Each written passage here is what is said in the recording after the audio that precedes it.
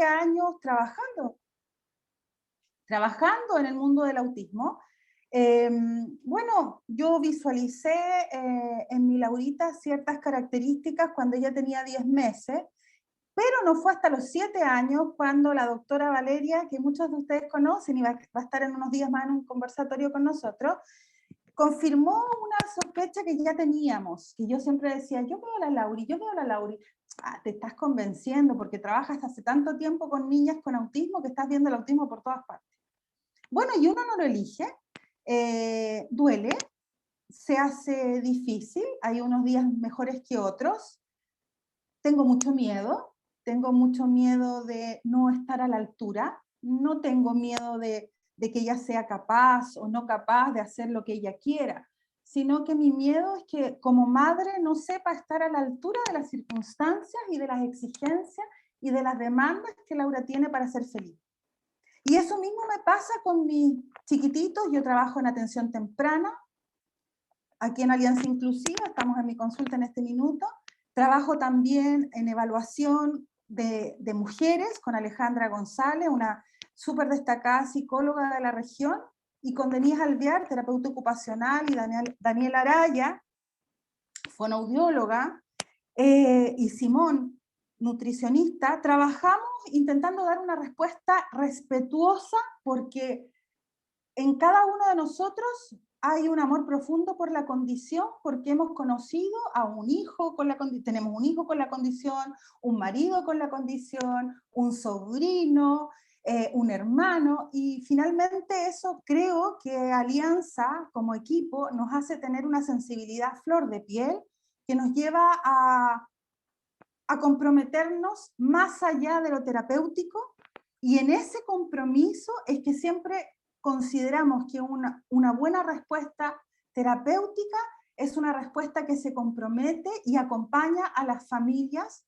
en una relación respetuosa, cordial, horizontal y de planificación de apoyo centrado en la familia. Espero estar explicándome bien, si alguien me lo puede comentar también por el chat, me dice, sí, te estás explicando, no te estás explicando, pero en el fondo la respuesta hacia el espectro del autismo no solamente tiene que ver con las certificaciones que tengamos como profesionales, sino cuánto sepamos sensibilizarnos con esas necesidades de nuestros niños y nuestras niñas, independientemente de su magnitud, independientemente de su intensidad, reconociendo que estamos frente a un desafío vital, complejo, multidimensional, con muchas causalidades, muchas correlaciones, y por lo tanto yo digo que el primer elemento para trabajar bien como madre o como profesional de apoyo en el espectro del autismo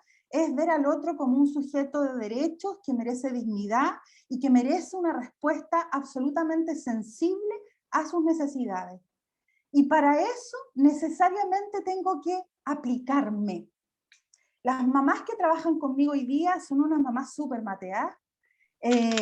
Yo no tengo tantos niños porque me dedico mucho a pocas familias en atención temprana, y una de las cosas que rescato y que trato de divulgar es que necesitamos mamás que se apliquen, se impliquen y que hagan un gran esfuerzo, que yo también hago, de conocer cuál es la causa, cuál es la razón de las situaciones desafiantes que vivimos con nuestros hijos e hijas, entendiendo que no hay una intencionalidad de manipulación, que no hay una intencionalidad de hacernos la vida más difícil, que no hay una intencionalidad ni una responsabilidad de muchas de las conductas que ellos tienen y que nos hacen compleja la vida en familia.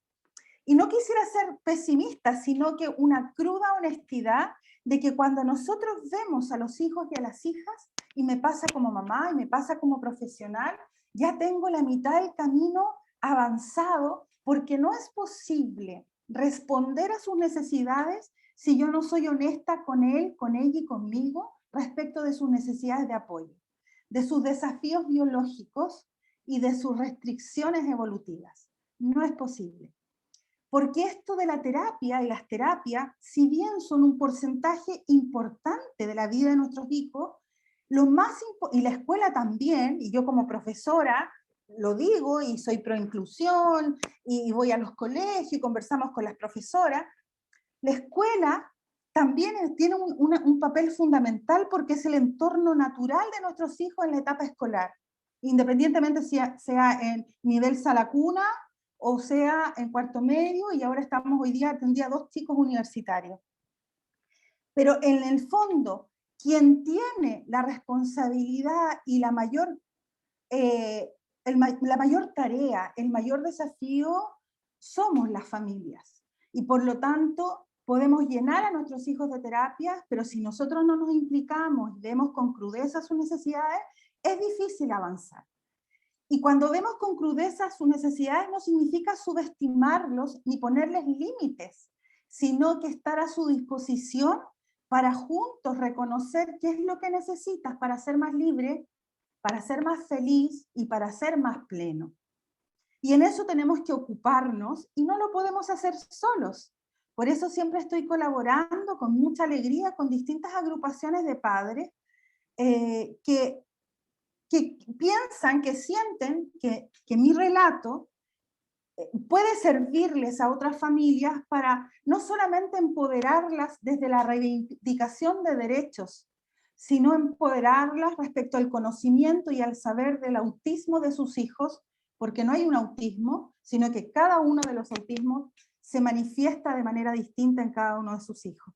¿Me voy explicando, amigos? ¿Me voy explicando lo que voy señalando? Espero que sí, lo hago Sí. con... Sí, ya, eso, Carola, lo hago con la mayor... Súper. Trato de ser súper clara. Ahora les voy a compartir una primera... Yo no voy a hablar con diapo hoy día, muchas gracias a los que me están contestando, no voy a hablar con diapo hoy día, pero sí necesito una referencia, porque si no yo puedo hablarles y empezar a leerles el horóscopo, porque tengo un pequeño déficit atencional que conoce muy bien Alejandra. Entonces, yo voy a tratar de compartir una... Ay, obviamente que no está, ¿ya? Entonces voy a moverme un poquitito, voy a mover un poquitito la pantalla para abrir esta presentación que había dejado abierta, pero Ley de Murphy, ya, ahí está. Voy a compartir mi pantalla. Espero que se vea bien. ¿Cómo se ve, Carola? Súper, súper, bien. Yo voy a hablarles hoy día unos minutitos de maternar el autismo y qué significa maternar el autismo desde la escuela y desde la familia. Y vamos primero que todo a agradecer profundamente la palabra maternar. Esta es mi ruta de viaje para hoy día. Las pinturas que elegí son de Kim Bergen, una pintora que me fascina y que hace muchos años que yo utilizo para muchas de mis Facebook, de mis Instagram, porque me representa muy bien.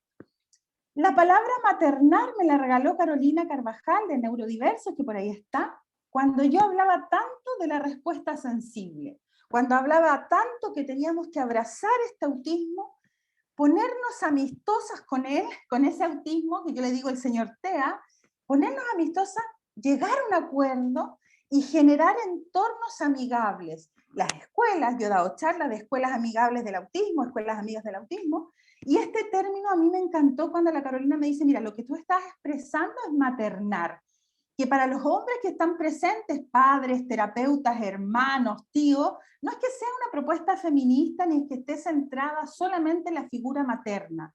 Vamos a pensar en maternar desde una visión asexuada y aromántica, como me dijo una chica con TEA hace unos días que me enseñó esos conceptos, pero no tiene que ver con una mujer respondiendo. Tiene que ver cuando la maternidad se vuelve acción en una crianza sensible, positiva y respetuosa. ¿Por qué sensible? Porque logra identificar las necesidades de ese hijo y de esa hija, y por favor los que son profesionales lo pueden generalizar a sus pacientes, a sus usuarios, a sus estudiantes. Maternar significa cuidar, significa alcanzar lazos afectivos profundos, mientras empatizamos con ese hijo o esa hija, agudizando la percepción de sus vivencias, a partir de sus expresiones, potenciando capacidades de observación comprometida y escucha activa. Estos dos elementos los incluí yo porque es una adaptación. Pero esa observación comprometida, cuando tú miras, pero no solamente miras, sino que ves.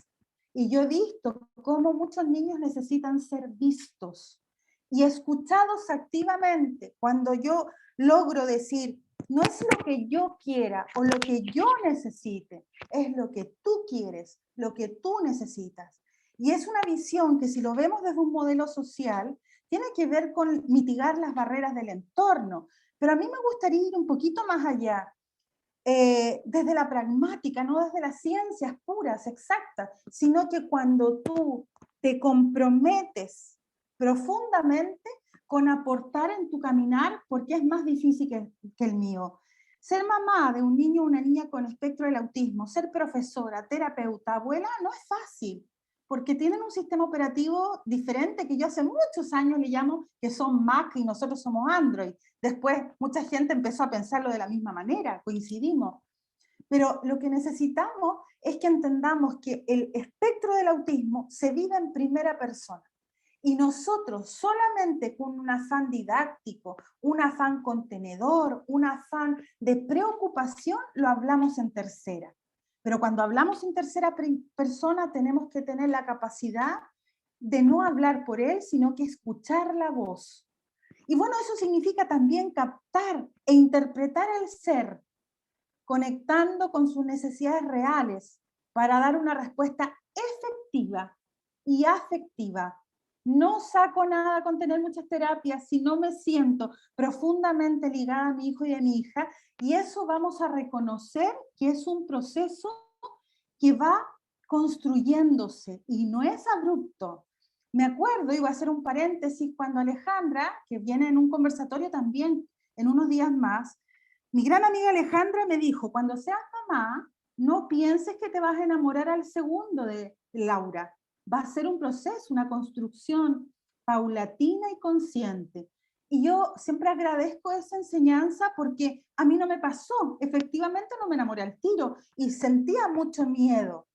Y ese miedo es natural de toda madre primeriza, añosa. Yo la tuve a los 37, hoy día ya tengo 45.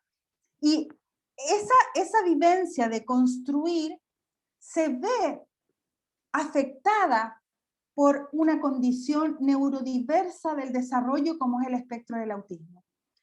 Y muchas veces hay mamás tan honestas y tan maravillosas que en nuestras terapias nos dicen, en nuestros momentos, yo intento no estar en la casa porque me cuesta, y yo lo agradezco cuando lo dicen, porque muchas veces cuando no se dice, no podemos contener, no podemos apoyar, solamente podemos apoyarnos, entendernos, cuando hacemos manifestación de lo que nos está pasando. Y efectivamente, también he sentido yo que no me la puedo.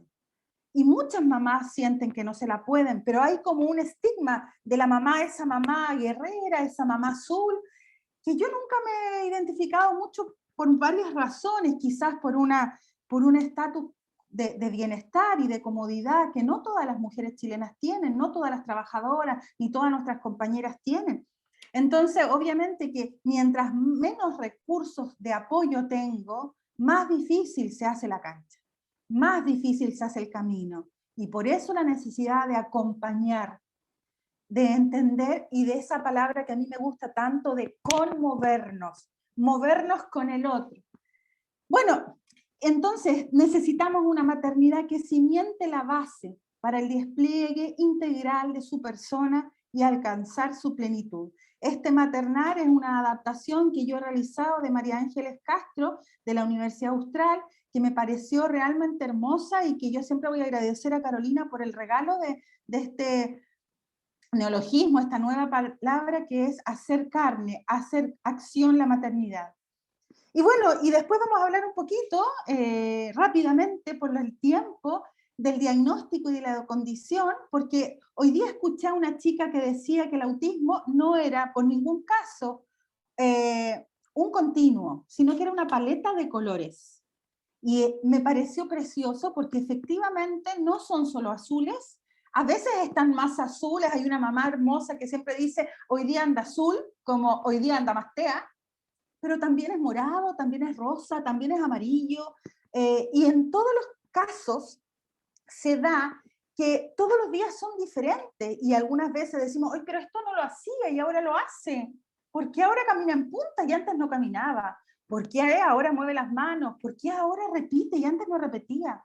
¿Por qué está tan ofuscado si antes era tan sensible y tan dócil? Bueno, porque el ser humano va evolucionando en relación a su información genética, lo que se hereda no se hurta, recordar eso, esa frase, y también en relación a los desafíos del entorno. Y esos desafíos del entorno, mientras voy creciendo, van cambiando. Un niño que está absolutamente preverbal y que después empieza a hablar, tenemos que se vuelven más gritones, porque ahora que tengo lenguaje, no quiero esperar. Y cada vez que toco el timbre, empiezo a pegar, a patear la puerta. Y digo, mi hijo está agresivo, pero vamos a tener que aprender a pensar, mi hijo está con una intención comunicativa mucho más intensa, por lo tanto quiere un interlocutor mucho más activo, más receptivo. Después vamos a ver un poquito de esta teoría del iceberg que nos gusta tanto a los académicos y a los terapeutas que trabajamos en el TEA, que implica lo que no se ve es mayor de lo que se ve. Lo que yo veo es la conducta, es lo que lo hace más o menos TEA, eh, pero que en todos los casos lo que no se ve es lo que principalmente trae dificultades, que son habitualmente las comorbilidades. El autismo se presenta de una manera, pero recordemos que el autismo solamente tiene dos indicadores, dos grandes indicadores. La comunicación social restringida, afectada de alguna manera, y por otra parte, la inflexibilidad cognitiva. Hasta ahí llegó. El trastorno del lenguaje, el déficit atencional, los problemas de modulación sensorial, la epilepsia, las restricciones alimentarias, la depresión, la ansiedad, los síndromes son comorbilidades. Es decir, vienen a acompañar una condición, la palabra es fea, pero tampoco nos podemos poner, a veces no me gusta ponerme tan quisquillosa porque para hablar de TEA hay que ser un poquito crudo, siendo súper respetuoso de la primera persona, pero no es posible decirlo de otra manera. Más bien, desafíos sensoriales suena muy bien, pero no quiere decir lo que yo quiero decir, que son dificultades de modulación sensorial.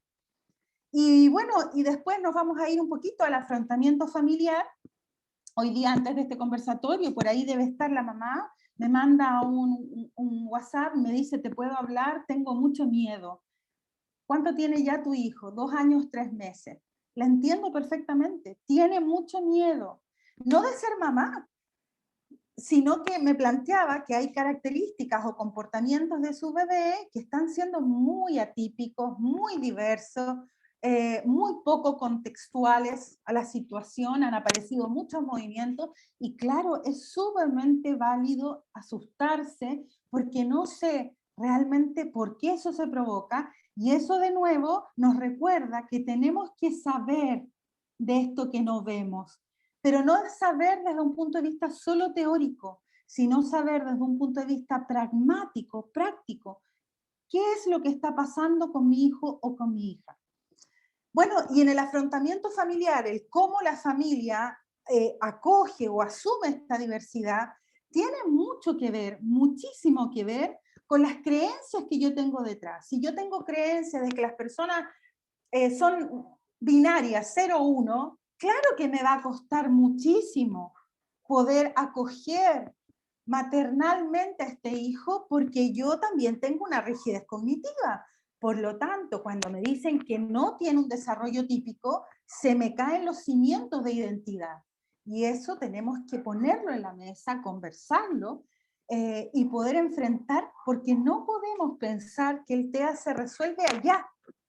Yo siempre digo que primero se resuelve acá y se resuelve aquí.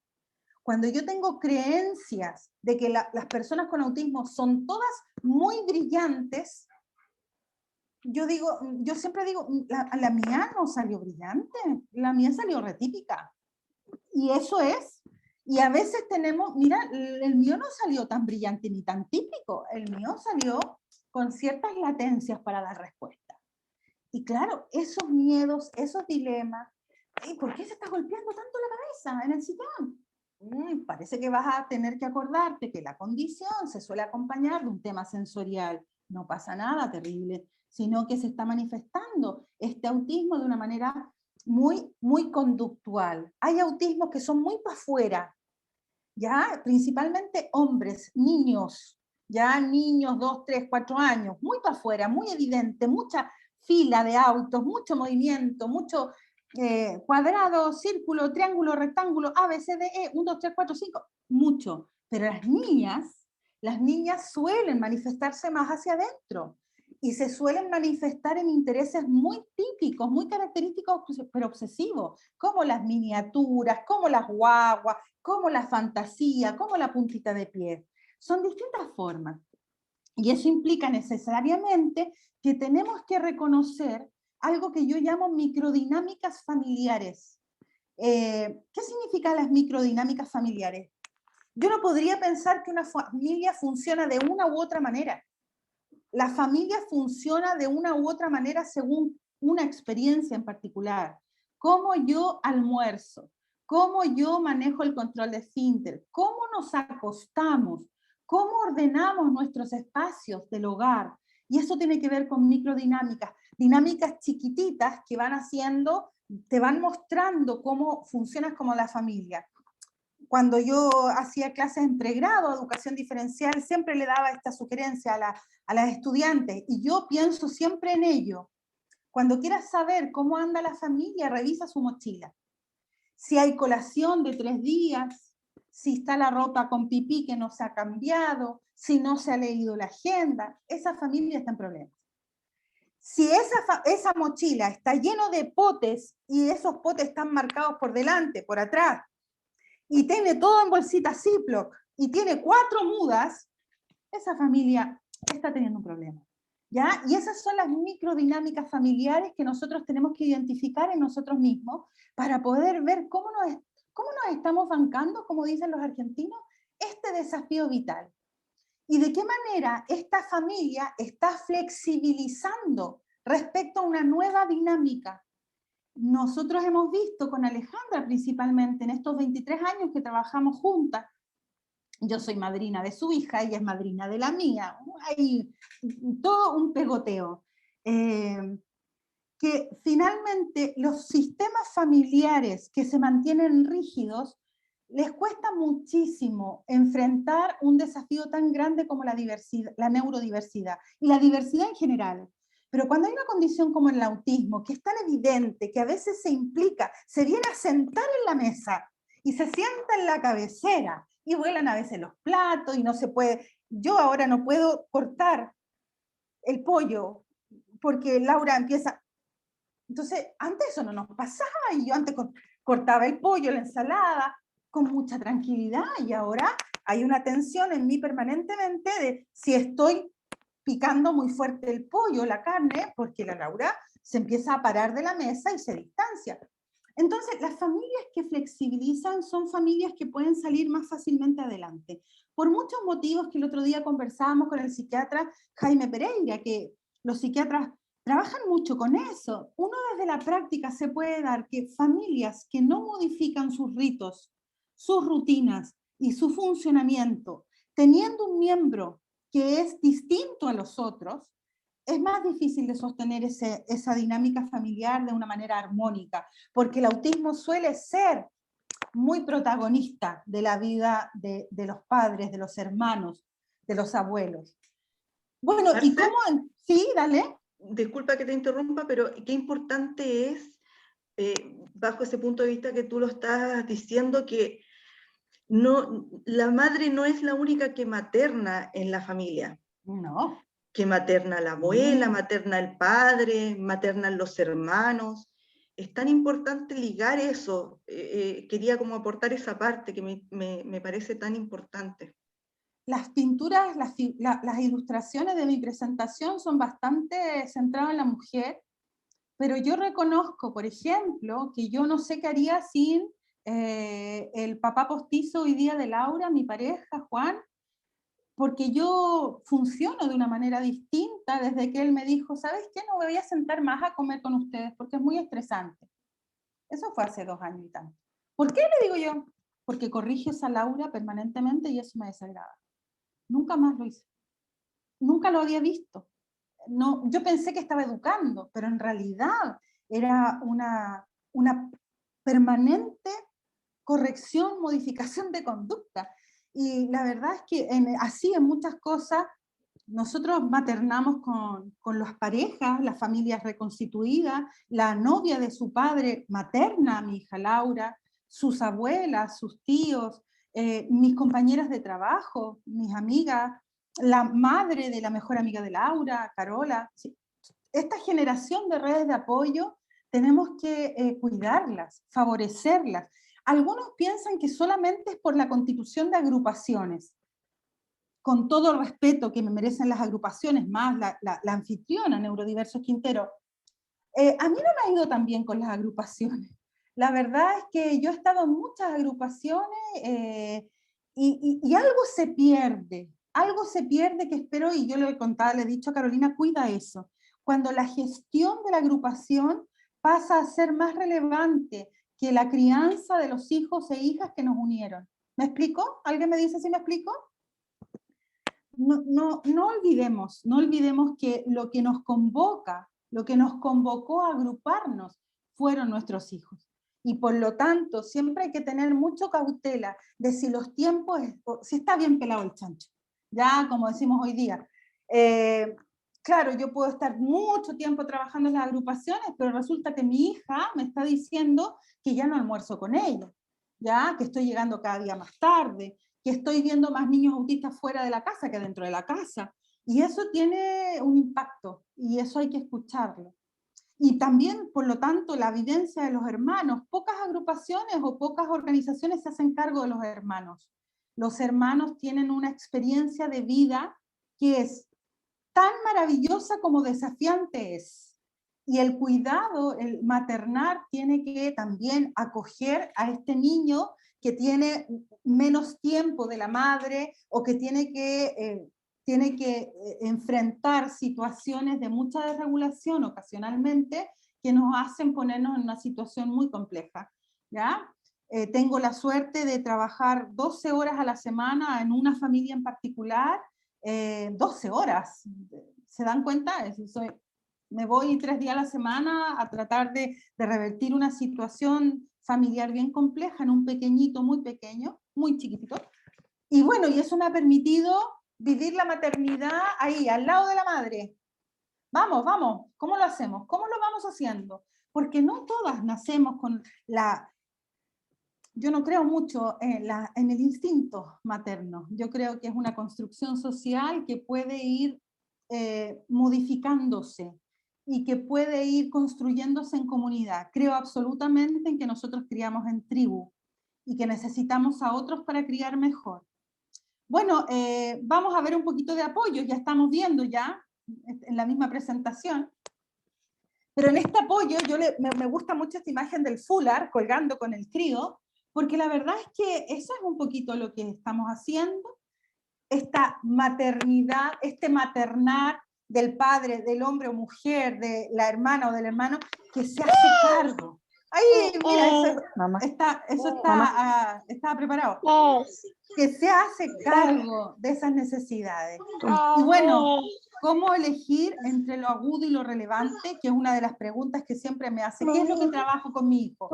Bueno, con Alejandra hemos llegado a la conclusión de que se trabaja lo agudo primero y después lo relevante. Porque si un niño no está comiendo... A ver, ¿quién está con el micrófono prendido? A lo mejor quiere preguntar algo o se le prendió. Ahí se acabó. Siempre preguntan, bueno, ¿por dónde empezamos? Siempre partimos por lo agudo. Si una niña no está comiendo, si una niña se está cortando, se está autolesionando, si un niño está con crisis de epilepsia no tratadas, si no está claro cuál es el diagnóstico, eso es lo agudo. Y lo agudo es lo que siempre se responde primero. Y después vamos a lo relevante, que es promover el desarrollo y mitigar la dificultad. Y por otro lado, tenemos que hacer una adecuación de apoyos al ciclo vital porque nos están llegando chicos con TEA de 14 años que todavía no se bañan solos, ¿ya? Y cuando yo le aplico una escala, un Vineland, que es una batería para ver madurez social, claro, obviamente se visualiza mucha discapacidad porque nosotros no hemos permitido que nuestros niños se laven el pelo, se bañen, se vistan, elijan su juguete, perdón, su ropa, retirar los juguetes y permitir el avance de la pubertad, de la adolescencia y de la adultez, ¿ya? Entonces, la priorización y pertinencia de los apoyos, hoy día a los 7 años, lo estoy poniendo en un paréntesis, si no tiene que ir a la escuela y evitar el colapso que está habiendo por la salud, por la pandemia, bueno, tiene 7 años, tiene la próxima, tiene toda la vida para aprender, pero yo voy a dejarlo en casa. Y ahí son decisiones que tienen que ver con la priorización, qué es lo prioritario para mí en este momento en relación a lo que estoy viendo de mi hijo y de mi hija, y si los apoyos que estoy brindando, como lavarle el pelo a una chica de 15 años que no tiene discapacidad física, y que no tiene una afectación cognitiva importante, no tiene ningún sentido. Solamente la estoy haciendo más dependiente del entorno y por lo tanto no es pertinente.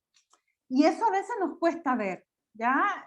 El cómo yo voy evolucionando con mis hijos depende de que yo los vaya mirando. Ellos van dando la pauta, van mostrando. No siempre vemos. Y esa es una problemática, no ver.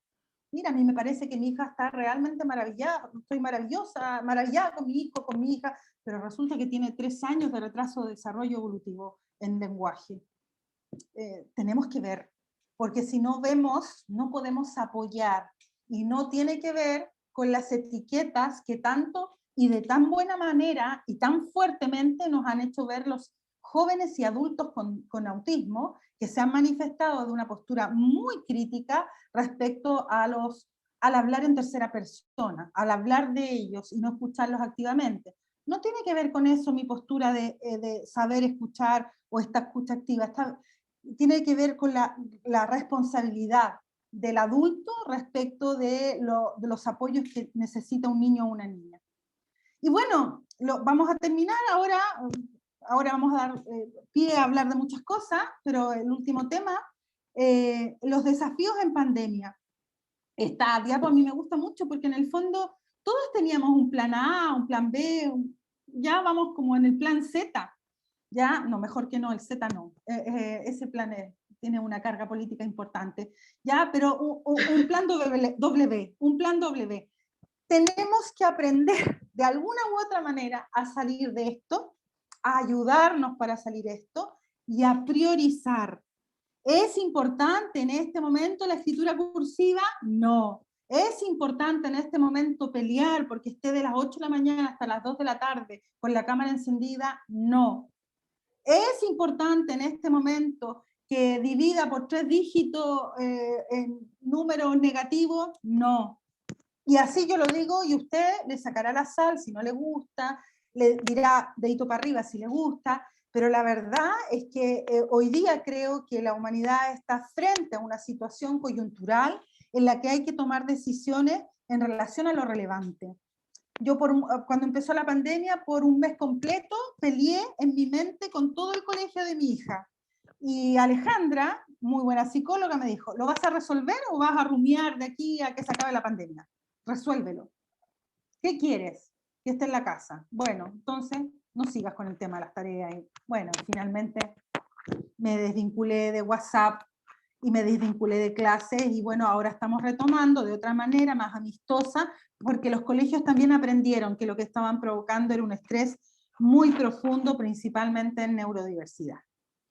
Bueno, en estos minutos, en estos 30 minutos, les he hecho un resumen un poquito de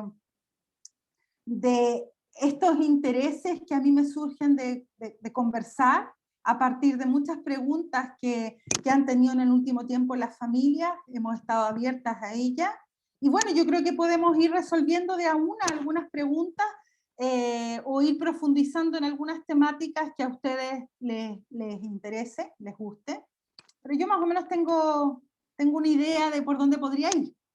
¿Cómo vamos? Súper bien, Marce. ¿Qué importante es cuando una mamá o una familia dice, mi hijo se está golpeando en el piso, se golpea, se golpea, se golpea? ¿Alguien me puede decir qué es lo que es? Muchas no hemos vivido esa situación, otras sí, pero son tan distintos los factores que pueden estar afectando esa conducta, que es tan importante que la mamá o la familia detecte el por qué esa conducta. No quedarse necesariamente en que se golpeó o que le pegó a alguien, sino el por qué se produjo eso. ¿Qué Bueno, piensas tú? yo creo que podemos ir acá, al iceberg. Tenemos que entender de nuevo que el espectro del autismo se constituye sobre dos grandes dificultades. La primera es una dificultad en el desarrollo de la comunicación social. Lo voy a decir de otra manera, el interactuar con otros a través de medios convencionales. Voy a poner un ejemplo. Yo he visto muchos niños dentro del espectro del autismo, entre ellos mi Lauri, que tienen un lenguaje a lo delfín. No sé si lo han escuchado, pero yo lo escucho todo el rato. ¿Ya? Entonces le digo, me hizo un delfín. Y bueno, esa es una característica de una afectación de la comunicación social, porque la Laura tiene desarrollo del lenguaje, y así como otros chicos, Aníbal, que quiero tanto, tiene menos desarrollo del lenguaje, está en ese proceso, pero con los dos hablo del fin. Y resulta que esa es una afectación propia del TEA, ¿ya? Y que tiene que ver con el uso de recursos no comunicativos para interactuar, y la comunicación está restringida. Y por otro lado está la flexibilidad cognitiva, que es yo soy rígido en juegos o en los desafíos ante el cambio o en el cambio de rutina o en experiencias novedosas. Tengo un chiquitito que en los últimos días ha tenido mucho susto a ver un juguete donde la pantalla corre unas figuras. Y claro, ahí me está mostrando, tengo susto porque no sé lo que viene en la pantalla. Y eso mismo me lo dijo Laura hace un tiempo, que le gustaba la playlist de Spotify más que escuchar radio. ¿Por qué? Le pregunto yo. Porque en la Spotify las canciones ya sé cuál es el orden y ya sé cuáles vienen. En cambio en la radio yo no sé cuál es la que van a poner y me pone nerviosa. Entonces, ¿cuántos niños, como me preguntaba la Carola, cuántos niños que no tienen desarrollo del lenguaje convencional están presentando desregulaciones porque no estamos interpretando la conducta? Lo que yo estoy viendo es una manifestación de un proceso cognitivo. Algo pasa en ese cerebro que la información que yo le estoy entregando no le resulta del todo coherente o conocida para darle calma. Entonces, la verdad es que yo me golpeo en la cabeza porque no he desarrollado otras pautas para decirte, no quiero que me cierres el juego, no quiero que me hables tan fuerte, no quiero que saques los juguetes de a uno de la caja, los quiero todos dados vuelta.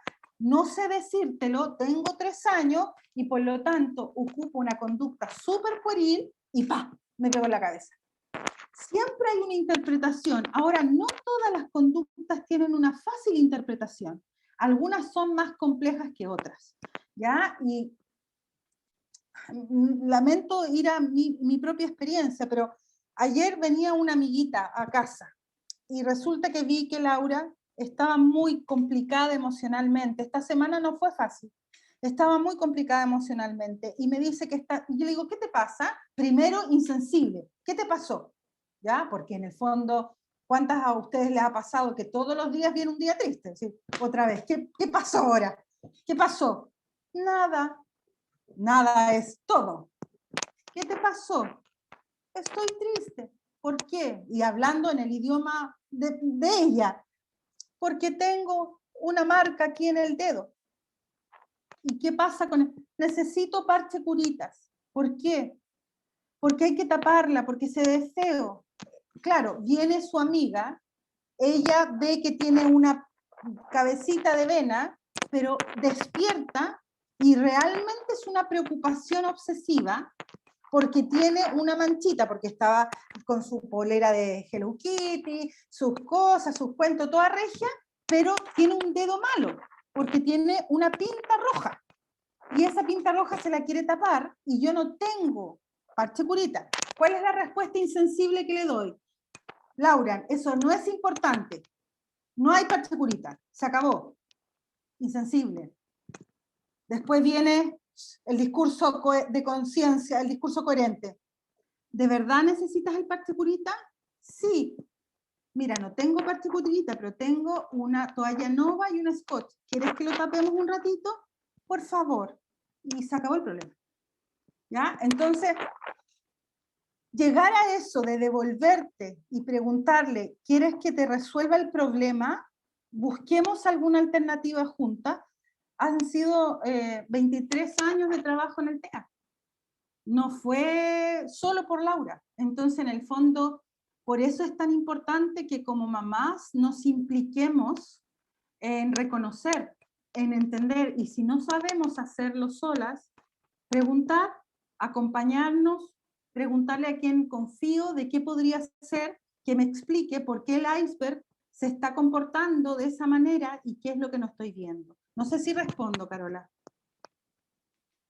Sí, absolutamente. Marce, tu micrófono está jugando con tu ¿Con mi collar collar. de perlas? Ya. Sí, está haciendo Ya, un, okay. un ruidito. Ya, gracias. Marce, en cuanto a diagnóstico, que nos preguntaron también, ¿cuándo, cómo y quiénes hacen el diagnóstico? ¿Cuándo? Cuando sea lo antes posible. Los profesionales que llevamos más tiempo en esto, no esperamos hasta los 4 años ni hasta los 3, porque hay herramientas técnicas que permiten hacer una evaluación ya a los 12 meses. Entre los 0 y los 3 años estamos hablando de riesgo, no me gusta la palabra, pero esa es la traducción, riesgo de TEA, de 0 a 3, riesgo de TEA. ¿Cómo se ve ese riesgo de TEA? En nuestro caso lo hacemos con 3 instrumentos, 4. 1, miramos el desarrollo evolutivo a través de las pautas del CDC, que es el Centro de Control de Enfermedades norteamericano, ese que va en contra de las pandemias, que anda persiguiendo virus de las películas. ¿Ya? El CDC es un organismo norteamericano que tiene, que ahora está vuelto loco con el tema de la pandemia, pero que tiene mucha vinculación o es muy referido por la OMS, la Organización Mundial de la Salud, y tiene criterios de aparición de neurodesarrollo diverso, de riesgo, de alertas, le llaman las red flags, las banderas rojas, ya a los 12 meses. Entonces tú ya puedes mirar un niño entre los 8, 10, 12 meses y ver si hay riesgo de TEA entre los 0 y los 36 meses. También se aplica el MChat, que es una herramienta también técnica que está en la mayoría de los consultorios de nuestro país. Más preocupación hay, yo he visto, con todo respeto de la salud privada, pero más preocupación por la aplicación del MChat en consultorios, en CEFAM, que de lo que he visto en pediatras en consulta privada, ¿ya?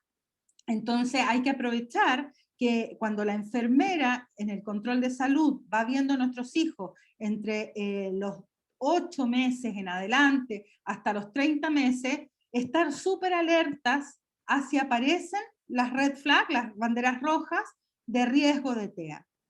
Además existe el test A2, que te indica, con el módulo T, el módulo más básico, te indica si están esas banderas rojas.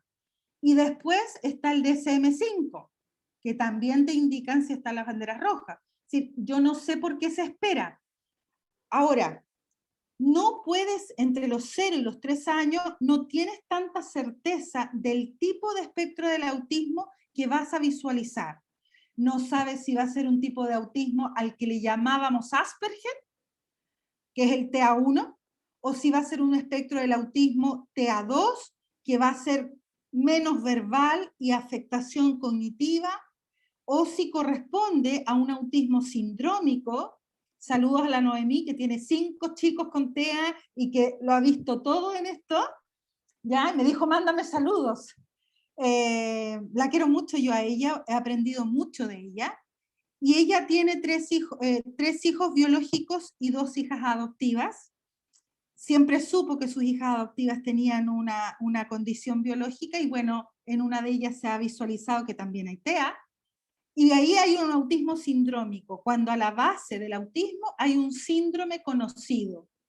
En el 5% de los casos, de 100 autistas, 5 son sindrómicos. Es decir, tienen una afectación genética conocida. No es una manifestación clínica tradicional, sino que parte por retraso del desarrollo psicomotor. Entonces, en síntesis, entre los 0 y los 3 años ya estamos en condiciones cada vez más de hacer evaluación y diagnóstico. Ahora vamos a hacer una distinción en un segundo. Una cosa es el diagnóstico y otra cosa es la evaluación. El diagnóstico es el establecimiento de la condición según parámetros internacionales. La evaluación dice de cómo esa condición ha impactado sobre el desarrollo. ¿Me explico? ¿Qué implica? ¿Tiene impacto sensorial? ¿Tiene impacto cognitivo? ¿Tiene impacto en el desarrollo del lenguaje? Es decir, ¿de qué manera este espectro del autismo se acompaña de otras condiciones? Hay una participante con el micrófono abierto, chicos. Revisar sus micrófonos para que...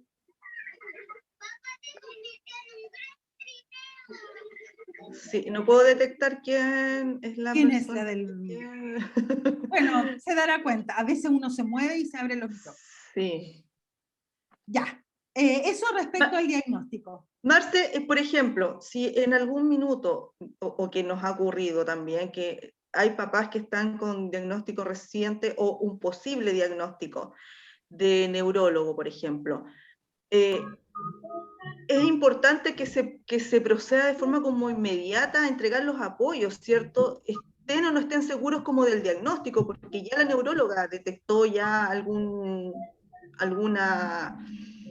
parecido a TEA, por ejemplo, rasgos, como algunos papás le dicen, porque muchos se cierran y dicen, no, esto está pasando porque es Por la por el tema de la pandemia, y ese es el problema que se va a tener desde ahora en adelante, o por tema de la pandemia, de que los diagnósticos van a ser más tardíos, ¿no?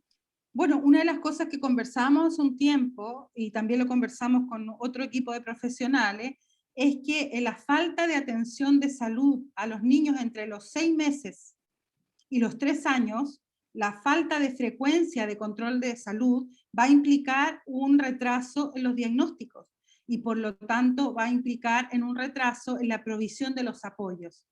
La verdad es que el diagnóstico es súper relevante, pero el diagnóstico por sí solo no te dice nada. Entonces, si tú estás viendo que tu hijo ya tiene 18 meses y no desarrolla lenguaje, no hay nada que esperar. Porque en esa etapa, entre los 0 y los 4 años, incluso hasta los 6, 7, el cerebro está súper plástico. Por lo tanto, intervenir, actuar preventivamente también es una inversión de energía, de dolor y de recursos económicos. Más vale desplegar los apoyos ahora. Ahora, no se trata de andar desplegando apoyos tampoco, porque no todo niño requiere al mismo tiempo fonoaudióloga, terapeuta ocupacional, psicopedagoga, psiquiatra, neurólogo, por si acaso. No, la verdad es que eso igual nos han pasado en algunos casos, que eso altera el foco. ¿Cuál es el foco? A ver, ¿qué es lo que quieres lograr en tus hijos y en tus hijas? ¿Qué estás buscando? ¿Qué necesitas? Entonces, una cosa es el diagnóstico lo antes posible. Hablábamos de la necesidad de que una doctora como la doctora Valeria nos diera una charla de detección en el hogar, que la va a dar en los próximos días por Neurodiverso, porque es una realidad que ha sido que se está poniendo en la mesa en juego de un problema de salud pública, la tardanza de los diagnósticos en TEA, ¿ya? Ahora, hay 2 situaciones que tenemos que visualizar. Cuando nunca hemos tenido un TEA en la familia, hablo de TEA con respeto, no quiero decirlo al voleo, sino de trastorno del espectro del autismo. Cuando nosotros tenemos un chico con TEA o una chica con TEA dentro del espectro del autismo, o tengo la duda, lo primero que hay que mirar es la familia. La gran parte de la causalidad, de la causa del autismo está vinculado a herencia, ¿ya? Es decir, son genes heredados. Muchos menos son genes de novo, que son genes nuevos que aparecen por primera vez, la manifestación aparece por primera vez en la familia. Pero si yo dudé si era TEA o no, tengo un marido que parece que fue, tengo una sobrina que es, tengo un sobrino que es, ¿y qué tendrá mi Laurita? Como Sí, cuando un papá dice, pero si yo era igual cuando chico. por eso, claro, exacto, tú le tienes que decir, sí, y tú no tuviste diagnóstico, ¿cómo lo pasaste? No lo pasé pésimo, mucho bullying. Bueno, entonces seguramente como papá vas a querer que tu hijo no tenga la misma ruta y que lo pase mucho mejor. Ahora, el aumento de los diagnósticos, esto no es un invento mío, sino que están los papers de investigación, el aumento de los diagnósticos de autismo se da principalmente en las ciudades o en las localidades donde hay mayor servicios de diagnóstico para TEA. Obviamente que en Viña hay mucho más personas con TEA de la que puede haber en Nogales. ¿Me explico por qué?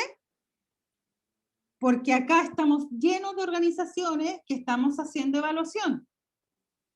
En Nogales, puede ser más lejos todavía, en Puerto Williams, no hay tanto acceso, por lo tanto disminuye. Hoy día las relaciones de correlación con estudios del contexto, cómo el contexto puede estar provocando autismo, no son concluyentes, por lo tanto yo prefiero no referirme a eso. Cuando dicen en San Antonio, por la contaminación hay más autismo, pero yo no podría decir si hay más o menos porque nunca se ha contado cuántos hay, entonces yo prefiero no referirme a ningún tema que no haya investigación concluyente y solamente decir que sí, que efectivamente se está trabajando en causas de carácter contextual, ambiental, pero nada es concluyente y hasta ahora lo concluyente es que gemelos monocigotos, es decir, gemelos iguales, comparten más de un 30% la posibilidad de tener autismo en ambos. Y gemelos bicigotos de dos bolsitas por separado que no comparten toda la carga genética, tienen menos de 30% de posibilidad de tener TEA, igual como cualquier otro hermano. Eso les está confirmando, ¿no? La presencia del TEA en la familia viene solo a confirmarse. Entonces, el diagnóstico, absolutamente relevante, cosas muy prácticas, mejor ponerse colorado una vez que amarillo 3 años, y además porque el derecho a la salud es un derecho que tienen nuestros hijos o hijas independientemente de lo que yo quiera o lo que yo crea. Es que voy a esperar, no hay nada que esperar, chicos, se van a arrepentir de esperar. Hay que actuar inmediatamente. Carola, ¿estás por ahí? Sí, sí, Sí, esa es mi respuesta. Tengo una pregunta de Lidia Salazar que dice, ¿cómo interactuar con las familias o vecinos que no entiendan la condición de un niño que está dentro del espectro y piensan que los comportamientos y las desregulaciones son producto de que los papás no le ponen límites, lo que típicamente escuchamos siempre? Mira, yo no tengo la respuesta absolutamente precisa, a lo mejor, pero yo creo que hay dos caminos. Uno es el mitigar la ignorancia. Mitigar la ignorancia implica a lo mejor que tenemos que levantar un flyer para todos los miembros de ese condominio, en donde esté claramente la descripción de lo que es un niño autista, una niña con autismo. Segunda línea es sacarle la sal. Yo creo que uno está permanentemente en ese continuo. Yo te informo para que te instruyas y poder mitigar tu ignorancia. No se dice de esa misma manera porque si no me van a echar de la comunidad, pero para poder mitigar tu ignorancia. Pero por otra parte, yo siempre recomiendo que aprendamos a sacarle la sal a aquel comentario ridículo Malicioso. el comentario malicioso que no aporta. Yo incluso cuando entrego evaluaciones digo, mira, tu familia, porque no solamente son los vecinos a veces la abuela, la suegra, el papá, que no logra comprometerse o vincularse con los diagnósticos, por alguna razón extraña, por miedo, por negación, y yo he aprendido a decir, mira, yo voy a caminar con estos que están aportando, ¿ya? Aporta, aporta, aporta, aporta, aporta, no, no aporta Dios. Porque la energía que hemos de invertir en caminar con ellos y ellas para tener una vida feliz y plena, involucra mucha energía, porque son pocas las mamás que tienen la oportunidad de dejar de trabajar para poder criar a los hijos en general. Exactamente. Ya, entonces, en el fondo, ya, yo tengo 5 días de productividad laboral. Lo que más puedo bajar es a 3. No puedo bajarlo a nada, por múltiples razones. Estoy hablando del caso personal. Bueno, entonces, ¿cómo lo hago? Bueno, entonces voy a tener que generar un entorno para ella. ¿Quién es mi ayudante? Bueno, voy a trabajar en la medida que pueda haber una cuidadora sensible con ella. Pueda haber una abuela que comprenda y se calle cuando se tiene que callar. Yo abro los ojos así, cuando empiezan a hablar cosas, abro así los ojos. Y las amigas que realmente contribuyan. Ahora, ¿uno cae en el exceso de controlarlo todo? Sí, sí, sí. Yo trato de controlarlo todo y es mi gran problema, porque trato de que todo funcione. Funcione desde con mis tipo agendas visuales que le voy poniendo de lo que tiene que hacer hasta el final. Quiero que todo funcione y la vida no es toda con agenda. Entonces, Lidia, por una parte, tratar de mitigar su ignorancia. Si haces los esfuerzos de mitigarla y no funciona, bueno, quedarte con la información que realmente te es adecuada y a lo mejor entrenar a tu hijo en la vinculación exclusiva con aquella gente, con aquellas personas que lo quieran y lo respeten. Qué importante empoderar a los niños, a los jóvenes sobre su condición. Es muy difícil. Nosotros aquí Sí. como familia también estamos pasando por ese dilema de, Laura, ¿sabes qué? Ella misma me dijo, yo no le voy a contar que soy Asperger, dice, soy Asperger, a, a Juanito, porque no lo va a entender. Pero en cambio nosotros que trabajamos en esto, sí lo entendemos. ¿Ya? Entonces ella también tiene que identificar a quién sí y a quién no, y yo también he empezado a identificar quién aporta y quién no aporta. Y esa es la economía del autocuidado familiar. Ahora, como uno, yo voy a decirlo muy suavemente, como uno empieza a pitearse también, se le empieza a rayar la piña, siempre es bueno tener a alguien sensato al lado. En mi caso, un poco sensata nomás es la Ale, ¿ya? Pero es la más sensata que conozco, y Juan, mi compañero, y las mamás que trabajo con ellas, con las mamás que yo trabajo, un grupo rico, también son mi red de apoyo, en donde te van diciendo, mira, no creo tanto, un poquito menos, un poquito más, porque a veces uno no sabe calibrar, y empieza a rayarse un poco. ¿Ya? Entonces, yo andaba haciéndole, mi mamá me dijo un día, no me traigas a la Laura si me mandas con agenda. Claro, porque yo la agenda la ponía con hora. Entonces, a las 2 el almuerzo, a las 2:30 lavarse los dientes, a las 3 hacer pipí, a las 4 la ensalada de fruta, era mucho, me excedí, ¿ya? Como que me extralimité un poco. Pero eso, necesitamos una persona que nos vaya diciendo un poquito más, un poquito menos, regula, regula. Y a veces, por ejemplo, en mi caso, yo hago harto ese trabajo con otras mamás. Yo creo que aporto más a las mamás que a los niños, porque el cómo criar es un desafío grande. Exacto. Marcia, hay una pregunta de Liliana aquí que dice que ella es profesora y que tiene alumnos dentro del espectro. Dice, ¿cómo puede maternar en ese contexto de clase a distancia y ser respetuosa con la condición hacia sus estudiantes? Qué buena ¿Cómo pregunta. se llama ella? ¿Cómo se llama? Liliana. Bravo, Liliana. Liliana, gracias por estar aquí y querer hacer eso. Mira, yo lo que espero de la profesora de mi hija es que ella conozca a mi hija. Es lo primero que le pido, ¿ya? porque cuando la conoce, y conoce a los otros niños con autismo que están en su curso, ella sola, por un compromiso ético, empieza a hacer ajustes. Si yo conozco que tengo niños con TEA, lo primero que voy a preguntar, ¿ese niño se siente cómodo en las clases online? ¿Requiere de algún ajuste? ¿Le voy a exigir que lea en público, en cámara? ¿Lo voy a poner ausente si después de 20 minutos que negociamos apaga la cámara? ¿Le voy a pedir que copie, que es una cosa, esto lo he visto y a mí casi me dio urticaria y se lo dije al colegio, copiar de la pantalla a un cuaderno? Es decir, dame una explicación. Si no necesito copiar, si yo le puedo mandar a la mamá y que lo imprima, o lo imprimo yo en el colegio y lo van a buscar, pero la escritura la copia, y más la escritura la copia cursiva, no tiene un fundamento técnico hasta ahora. Yo no lo he encontrado. Entonces, cuando queremos maternar, sí se puede hacer en este momento de pandemia. Es cuando más. Yo digo, mira, lo fuiste a ver a la cárcel, lo fuiste al hospital y le permitiste apagar la cámara en pandemia. ¿Me entiendes? Es como, déjalo apagar la cámara.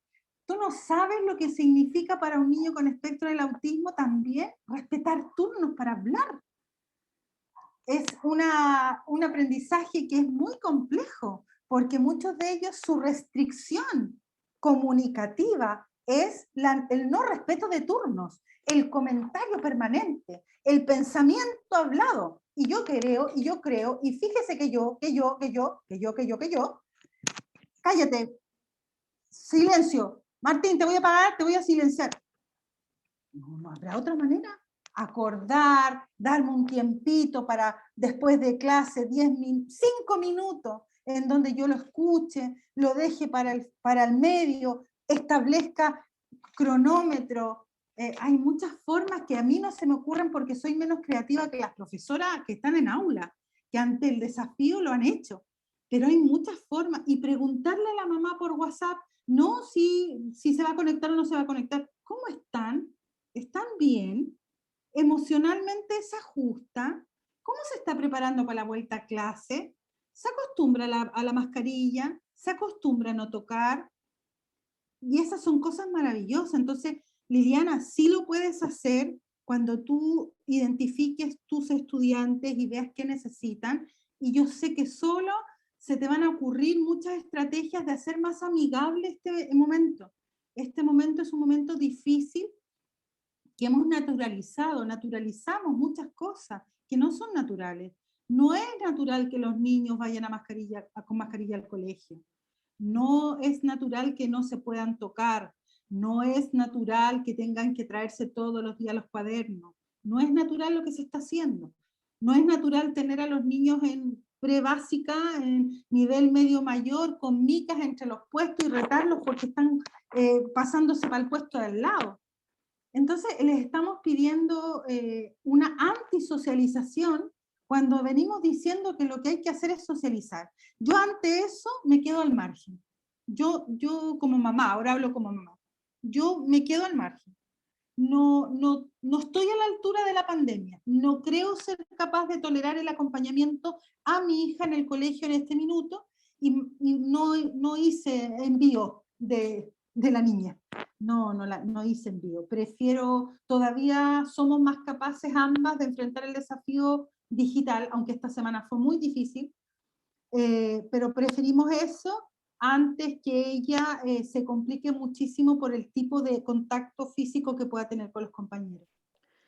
Respecto a lo que hablas, Marce, es tan importante porque nosotros tenemos que disminuir los estresores, ¿cierto? Y tenemos que disminuir los estresores académicos, sobre todo, que también personalmente ha sido muy, muy crítico, también tomé la misma decisión tuya, y yo creo que los profesores tienen que un poco abrirse y también hacerse ellos un poco más fácil el trabajo, no sentirse tan presionados y, por ejemplo, entregar guías, hablar con los papás para ver cuál es la forma o la mejor forma en que los chicos de ellos pueden ir estudiando. No todos son iguales, o entregando trabajos, no es necesariamente conectarse, que realmente ha sido muy complicado. Ya es complicado para personas neurotípicas, y cuando los niños están expuestos así como a pantalla y todo, algo tan nuevo, es tan complicado. Yo, no solamente por mi parte, sino que por otros lados también lo he vivido. Creo que se están estresando de más en el fondo, y hay otras soluciones que se pueden hacer y se pueden dar la vida un poco más fácil. Yo el otro día tomé un curso de ABA, como a los 45 años tomando ABA, si eras anti-ABA, porque tengo un niño con mucho desajuste, ¿ya? Porque estoy trabajando con un niño con mucho desafío y me quedé corta de las herramientas vinculares. Mañana tomo el Denver, pero ya he tomado ABA y voy al segundo ABA, y me era necesario para entender cómo vamos a hacer este ABA funcional. Y bueno, y la doctora, de doctorada, no de médico, que es doctora en comportamiento, decía que había un comportamiento ético antes de la modificación de conducta. Y el comportamiento ético era, ¿cómo le voy a pedir a un niño que no se sienta todavía a comer con la familia, que se siente frente a una cámara a mirar una luz verde? No tiene sentido. No tiene sentido, y por lo tanto nos engañamos mutuamente. ¿Qué estás haciendo? Porque yo 3 días a la semana me conecto con un chiquitito pequeñito con muchos desajustes conductuales, y yo logro que salude, que nombre a sus compañeros, que haga un ejercicio interactivo con el mouse, y listo, nos desconectamos. Se acabó el asunto. Porque hemos logrado hacerle entender al colegio que mi pequeñín todavía no se sienta a comer. La necesidad básica la desarrolla, la ejecuta deambulando. Él todavía tiene desplazamiento, y por lo tanto yo no le puedo pedir. Y cuando el otro día en este curso de ABA preguntaban mucho los terapeutas ocupacionales, saludo a todos los terapeutas ocupacionales, que pobrecitos, porque les dicen a ellos, como ustedes son terapeuta ocupacional, díganme cómo siento a los niños, y yo creo que pobrecitos ellos, todos tomando ABA. Pero es una cosa ética, que no pueden hacerlo.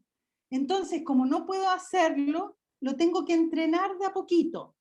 Yo, ¿con qué entreno a mi pequeñín? Con el osito gominola. Yo el otro día decía, 23 años estudiando autismo para terminar viendo el osito gominola, Dios santo, y con una canastita de Chewy. Osito gominola, Chewy, osito gominola, Chewy, porque lo estoy entrenando para que pueda estar sentado.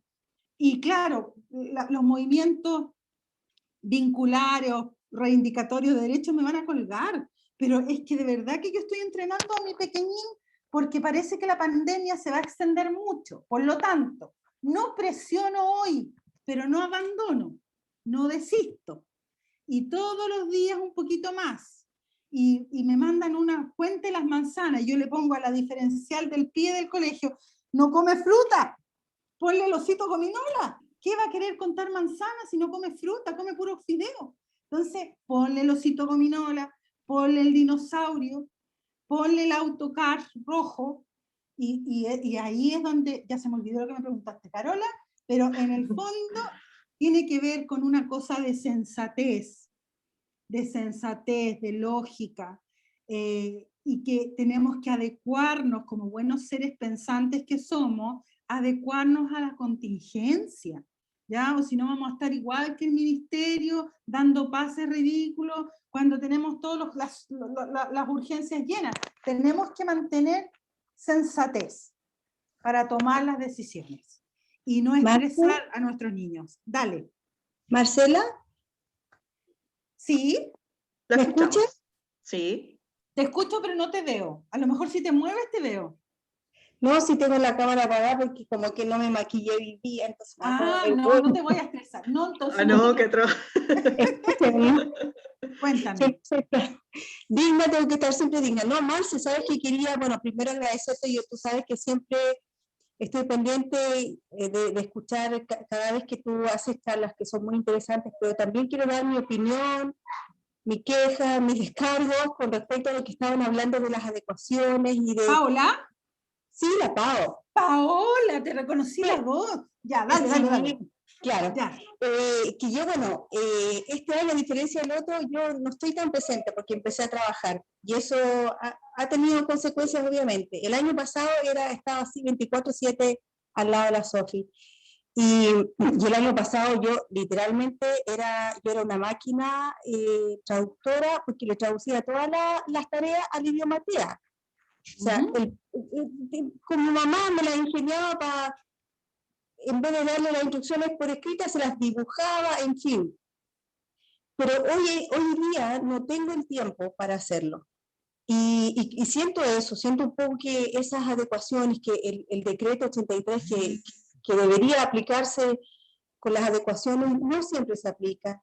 Y ahí yo creo que hay no sé, como un talón de Aquiles, quizás en la educación, en la preparación, no lo sé. No todas, pero sí hay profesoras, y particularmente en mi caso, que no hacen esas adecuaciones, que tú les preguntas, oye, ¿y le puedes modificar el texto a texto con pictogramas o con dibujitos? Y te responden, no, porque el ministerio las manda así. A mí me encanta dibujar y yo siempre le modificaba las tareas a la Sofi. Le presentaba la misma tarea, pero en idioma TEA. Yo era una máquina como transformadora de la tarea. Pero también siento que, no sé qué pasa, pero siento que las profesoras a veces, como dice la niña que está dirigiendo, se me olvidó el nombre, la Carola, creo,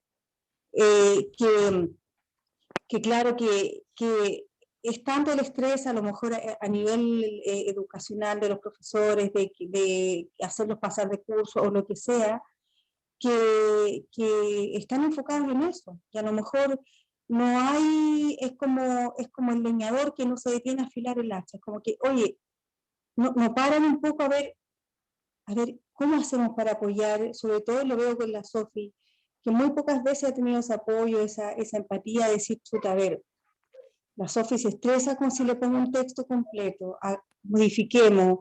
Hoy por hoy yo estoy un poco tomando digamos, lo que tú decías el año pasado con respecto a la Laurita. Para mí el objetivo no es que la Sofi pase curso, el objetivo es que lea fluido, el objetivo es que tenga comprensión lectora. Ya no me estreso con que, si va a pasar o no va a pasar, pero creo que ahí hay como bien se comentaba, hay un punto que todavía siento que no hay que avanzar Gracias, Paola. Sí. de escuela. Yo reconozco Gracias, Paola. entre los auditores, entre los participantes, reconozco hartas caritas pie, ¿ya? Y las caritas pie que reconozco, de Nogales, por ahí están, ¿ya? Hartas caritas lindas pie, yo confío en que ellas van a hacer mejoras, van a hacer modificaciones, por algo están acá también.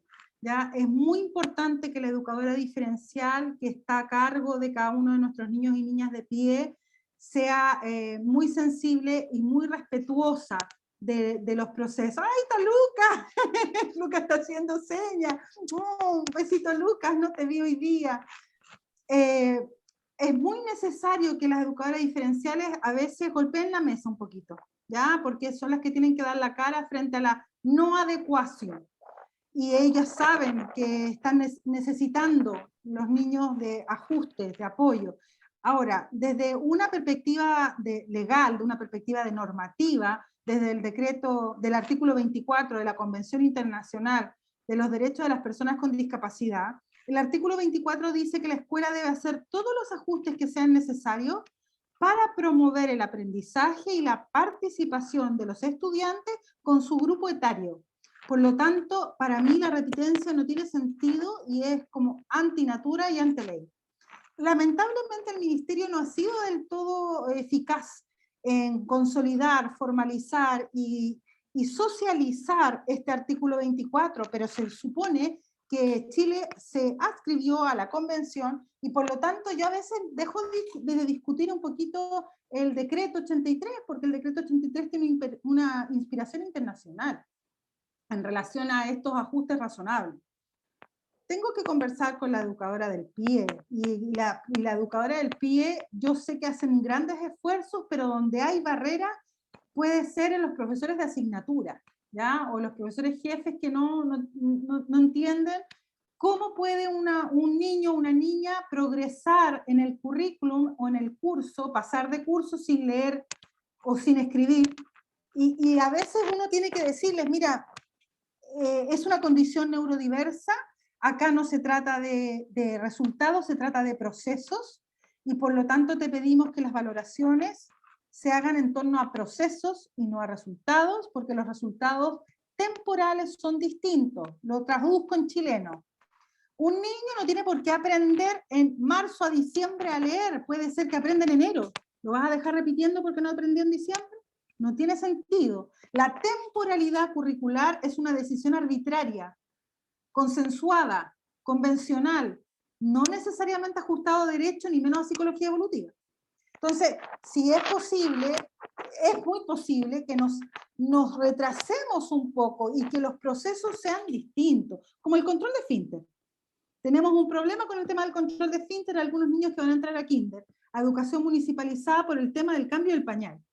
Lo vivo con mi pequeñín, que apoyo 3 veces a la semana, que estoy en pleno control de esfínter con su familia y resulta que para ir al colegio tiene que ponerse un sub y baja.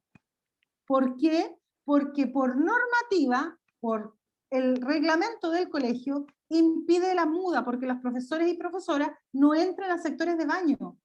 Y el pobre crío mío tiene que aprender a bajarse el pañal, el up, ¿da un up no pueden tocarlo. No pueden tocarlo, entonces el crío mío va al baño, se moja entero, tratando de hacer pipí, para sacarse la pirula y bajarse el pañal, y se moja. Entonces hay que cambiarlo. ¿Y saben dónde lo tengo que cambiar? Afuera del colegio. Entonces uno dice, ¿qué pasó aquí? Pero claro, no tiene que ver con las profesoras, tiene que ver con normativas para la prevención del abuso sexual.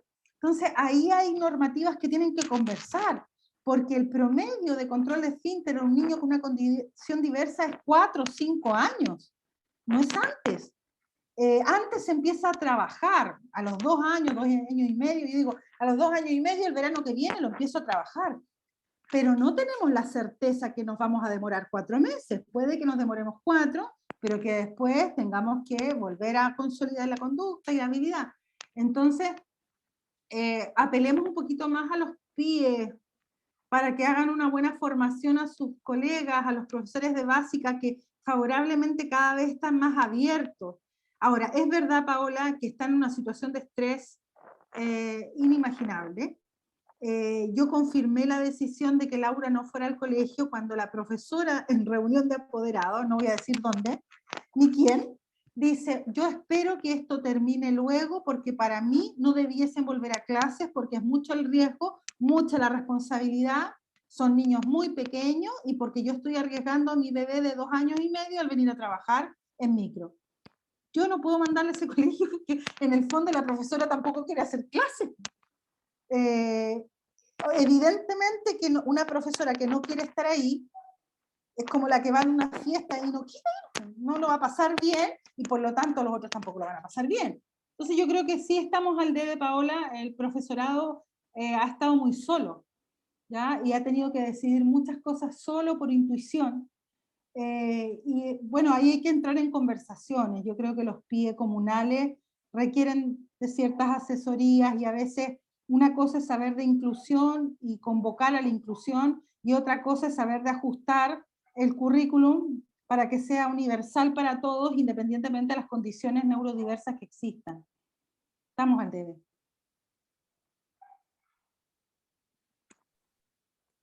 ¿Cómo vamos? Hay muchos comentarios. Sí, vamos a buscar acá, a ver. Dice Caterín Cáceres, dice, mi hijo de 8 años fue recientemente diagnosticado de TEA y la primera visualización me la entregó mi escuela, Juan José Tortel. Por ello creo que la importancia de la sensibilidad me hace tanto sentido. Mi colegio me ha dado todo el apoyo, pero claro, he comprometido que como familia hemos tenido que abrazar esta condición y eso ha hecho fluir las capacidades y habilidades de mi hijo y todos aprendemos con él y él con nosotros. Un aplauso. Bravo. Mire, voy a señalar algo en relación a lo que dice la mamá. Mamá, ¿cómo se llama la mamá? Se llama Catherine. Catherine Cáceres. Catherine, yo creo que lo graficas muy bien, lo voy a decir en técnico y lo voy a decir en cotidiano. En técnico, el mayor impacto sobre el desarrollo se logra en contexto natural. No es posible comparar el impacto de una madre, de un padre, de unos amigos, de unos hermanos con una terapia 2 veces a la semana. No se puede, no, es impensable. Por lo tanto, cuando la familia empieza a identificar las necesidades de apoyo del hijo y modifica su funcionamiento, no para ser otra familia, sino para ser una familia amistosa, amigable con el TEA, ya tenemos ganado la mitad del camino. El otro contexto natural que es absolutamente muy impactante es la escuela. Y la escuela, mientras más inclusiva sea posible. Yo no soy una persona que esté en contra de las escuelas especiales, porque sí, pero siempre creo que la escuela especial ha venido a resolver un tema de salud pública, de falta de terapias. Pero todos los niños y las niñas, si tuvieran esos apoyos terapéuticos en aula regular, podrían dejar la escuela especial. En el fondo, la escuela especial hace un tremendo esfuerzo por incorporar la participación, los referentes parlantes, el juego entre pares. Pero yo les he contado a algunas mamás, yo fui 18 años directora de 2 escuelas especiales bien grandes de la zona, Aspaut y Altavida. Por lo tanto, a mí no me cuentan la historia. Cuando tienes 8 niños con autismo juntos, se te hace muy complicado la naturalización de la comunicación social. Muy complejo. ¿Ya? Porque no hay un modelo, están todos un poco en la misma situación. Y claro que hay experiencias exitosas, y que sé, por ejemplo, que en Quilpué hay unas experiencias exitosas, bonitas, las mamás se ven fortalecidos, los niños, pero obviamente ha sido porque el sistema de salud o los PIE no han dado cabida a esas necesidades de apoyo. Cuando se dé cabida a esas necesidades de apoyo, lo más probable es que vaya disminuyendo las matrículas en las escuelas especiales. Entonces, la escuela, la familia, en particular la familia, tiene que ser una familia que se moviliza, ¿ya? Me gusta, yo voy a ver a Aníbal a un departamento y cuando entro bueno, el conserje sabe a lo que voy, y cuando entro a la puerta, al piso y veo el departamento, en el departamento dice autismo, ¿ya? El departamento tiene imágenes de piezas de rompecabezas, da lo mismo, no se pongan a discutir si el rompecabezas o el lazo, no es lo relevante. Lo relevante es que esa casa se identifica como un espacio amistoso para el TEA.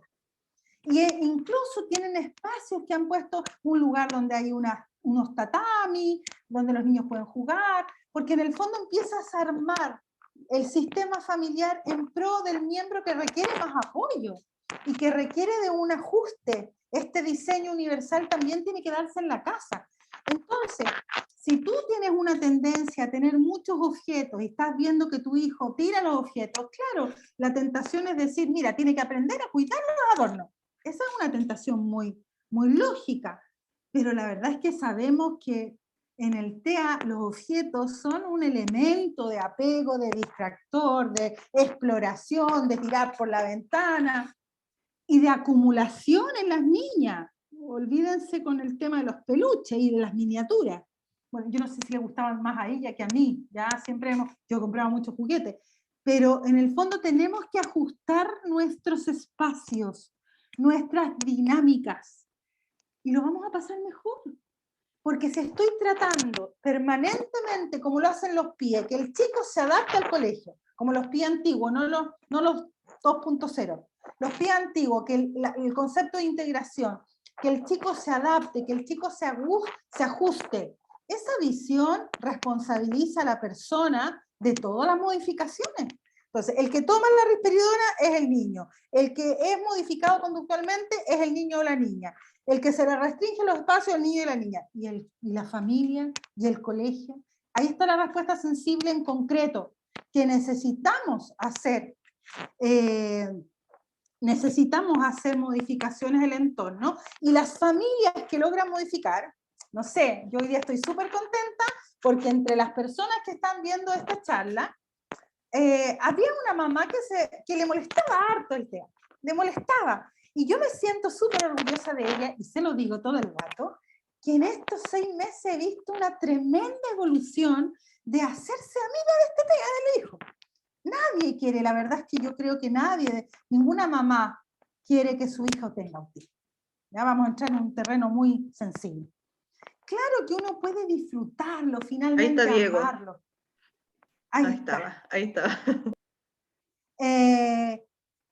Pero finalmente lo que nosotros... Ah, suena el micrófono. Ya. Entonces, finalmente... Lo tapaste, Marcela, lo tapaste. Tapaste el ¿Ahí? micrófono. ¿Ahí? Sí, es que juega con tu collar, por eso se escucha más. Ay, un collar cubano. Es un collar cubano muy bonito. Ya.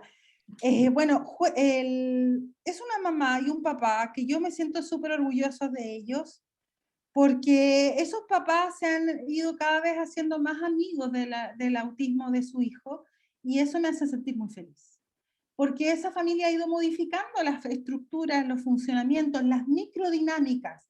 ¿Qué hago si él quiere que yo llego a la casa y no quiere que tome once con el papá porque quiere que juegue con él?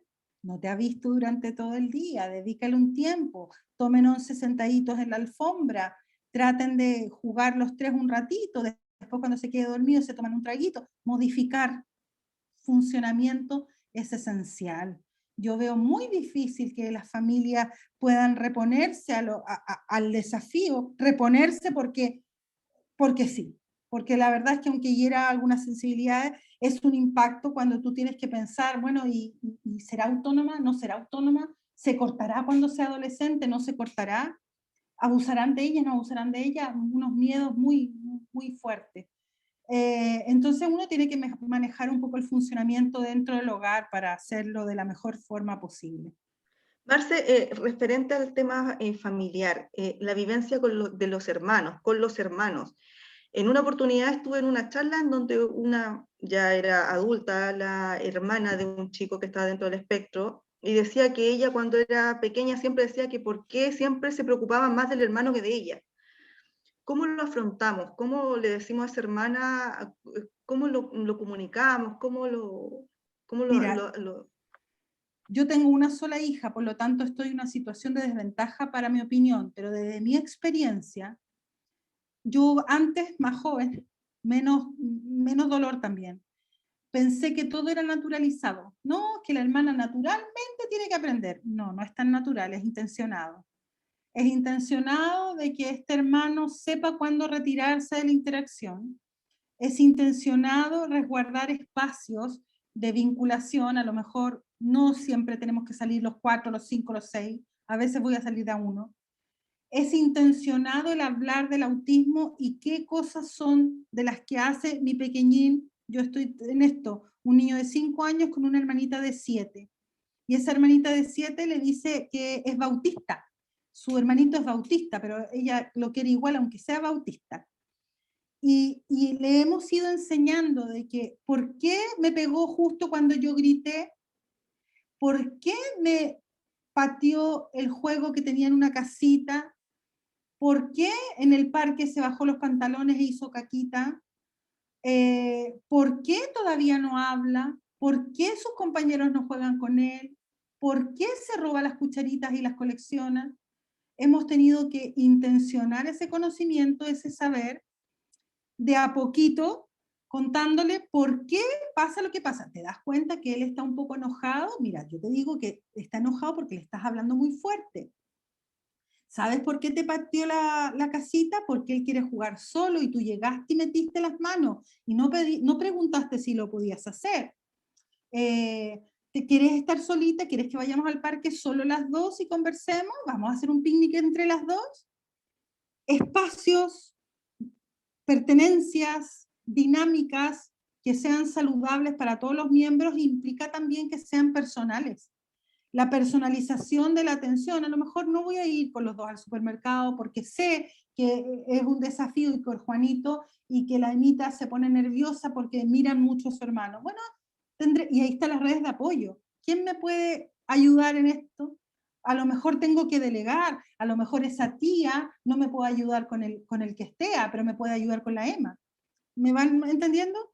Pero hay que intencionarlo. Yo ya a esta altura no dejo nada tan a lo natural. Lo natural es lo que el amor que uno va construyendo en torno a este nuevo mundo. Pero yo no lo dejaría tan a lo natural, tan a que fluya la relación con el hermano. Yo creo que hay que intencionarlo. Incluso hay un programa que se llama BITOP, que es un programa de entrenamiento a hermanos para trabajar con sus hermanitos TEA. ¿Ya? Entonces, es una preocupación que debemos tener y estar pendientes si ese hermano está presentando, si es más chiquitito, si está presentando indicadores del TEA también es una responsabilidad. Si yo tengo un niñito de 5 años y tengo una bebé de 1, tengo que tener alertas en su desarrollo para ver si están las banderas rojas del TEA, porque ya sabemos que entre un 10 y un 30% podría repetirse la condición. Entonces, no es andar espirituado de que todos sean TEA, pero tenemos que práctica basada en la evidencia. Si son hermanos gemelos monocigotos, van a ser sobre el 30% los 2 TEA. Si es un hermano que no comparte la misma carga genética total, entre el 10 y el 30%. Entonces tenemos que saber que es probable que tengamos un hermano también, ¿ya? Y ahí se empieza a ser más complejo y son las familias de multinecesidades de apoyo, porque requieren muchas redes de apoyo para poder desarrollar su vida familiar de manera armónica. Eso, intencionar el trabajo con los hermanos es un desafío. Marce, pasándonos a otro tema de autismo y medicación. ¿Cuándo es necesario medicar? ¿Cuándo no? Cuando lo agudo afecta significativamente el bienestar y el aprendizaje. Si yo tengo un niño que no duerme o que tiene terrores nocturnos y tiene 3 años, cuando está en pleno proceso de migración neuronal, de plasticidad, de redes neuronales, y además quiero que aprenda el otro día en terapia a las 11, vale la pena consultar al neuropediatra porque seguramente ese niño requiere una medicación. Cuando el niño se está autolesionando porque el nivel de ansiedad es tan grande que se autolesiona para autorregularse, lo más probable es que requiera una medicación. Cuando no hay nada de estos signos agudos, bueno, no hay ninguna razón más que dar vitaminas. La vitamina D dicen que sirve mucho, se lo podrían preguntar a la doctora Valeria en la próxima charla. Nosotros tomamos aquí vitamina D, por si acaso, decimos yo, por si acaso es verdad que sirve. Pero la medicación implica con el trabajo con los síntomas agudos, ¿ya? Y esos síntomas agudos cuando no son susceptibles de mejora o de mitigación terapéutica. Si yo tengo un niño que se golpea y no puedo trabajar con él, no puedo entrar, la terapia tiene que darse de manera paralela a la medicación y la medicación tiene que ir bajando en la medida que la terapia se instale y empiece a causar buenos procesos cognitivos. ¿Me explico? Entonces la medicación es para lo agudo, no es para el TEA, y habitualmente es para las comorbilidades, por ejemplo, un déficit atencional. Si no puede hacerse cargo de sí misma, de su ropa, de su aprendizaje, y le está causando una merma en su aprendizaje y en su convivencia, porque el déficit atencional impacta sobre la convivencia, no solamente sobre el aprendizaje escolar, es sobre convivir con otros. Requiero medicación, pero la medicación tiene que ir de la mano con un enfoque terapéutico y a medida que el enfoque terapéutico, una intervención psicosocial con la familia también va modificando, va bajando el medicamento. Ahora, el medicamento por sí solo no ayuda, no contribuye mucho.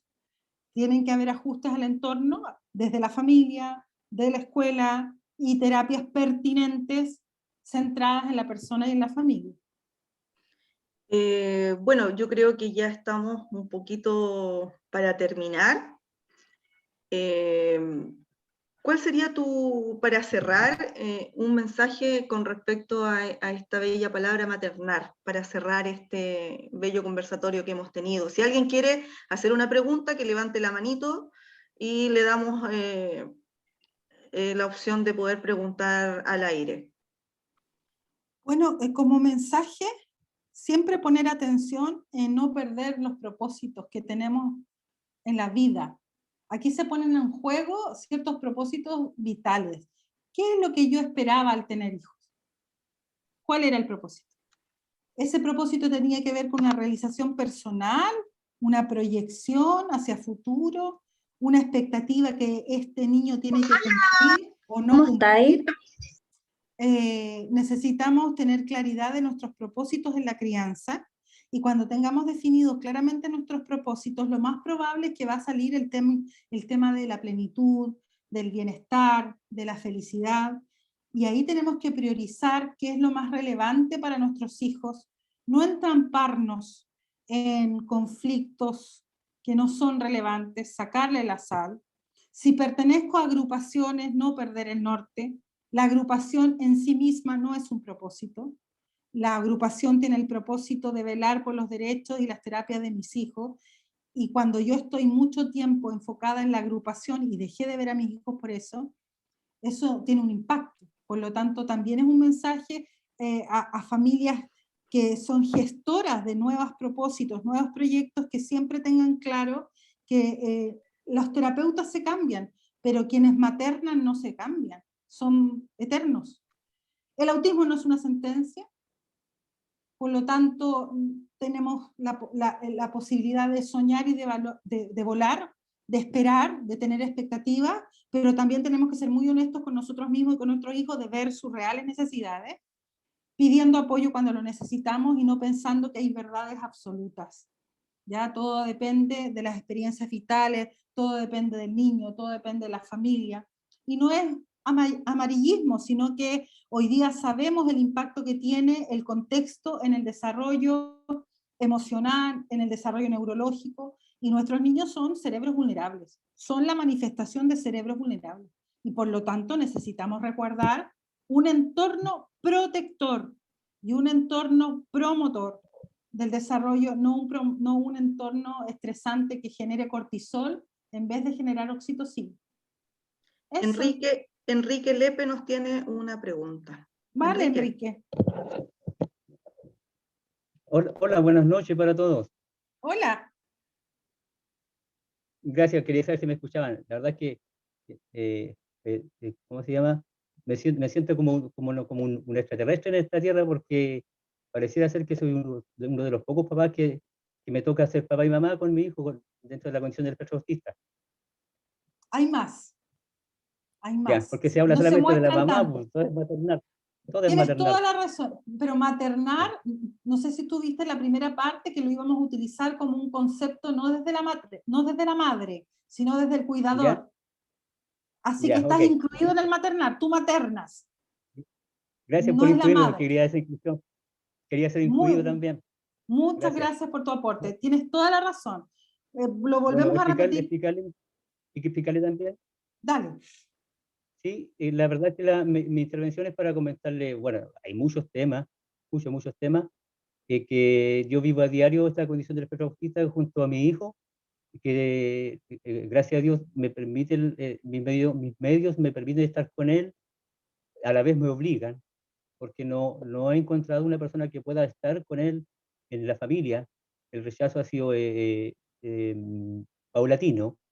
No hay comprensión del TEA en este caso, y lo mismo digo incluso con algunos proyectos de integración que están en los colegios, que no hay un conocimiento de TEA en primera persona. No entienden el TEA, no se ponen en su lugar, no hay empatía, no hay asertividad. Si hay conocimiento técnico y teórico, por supuesto que sí, pero no existe ese de ponerse en su lugar. No saben de que una persona, la persona de la condición de espectro autista, no es siempre el mismo, porque se le dijo, porque las reglas son así. Es cambiante, es relativo, es traicionero a veces el TEA.